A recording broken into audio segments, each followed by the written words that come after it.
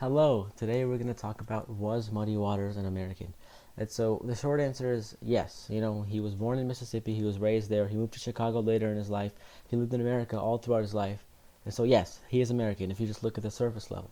Surface level. And if you dig a little bit deeper than that, you can see that he's still American because his genre of music, the blues, was a distinctly American movement.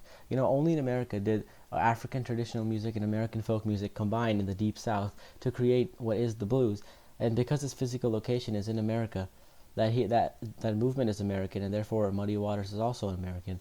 But I think that is where you have to end the argument, because America doesn't really define a set of values for me, in my opinion.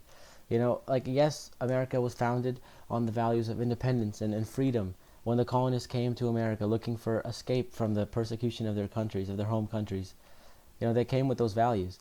But a lot of other countries have built on those values. A lot of other people in other countries have those values of freedom, of wanting more, of being go-getters. And so you can't argue that those are just distinctly American things, because people from all over the world have those. Immigrants leave their home countries and travel thousands of miles to find better opportunity, and not just in America. They travel all over the world looking for better things, and those people have values, of freedom and being go-getters, and they aren't American. Their physical location was in America when they were born, and they haven't lived in America, but they still have those values. And so that's why you can't argue that values like that are just American, because those values exist everywhere.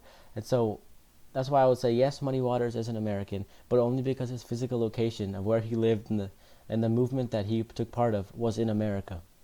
And other than that, you can't argue that he is American, because values, in my opinion, can't be a certain of a certain nationality.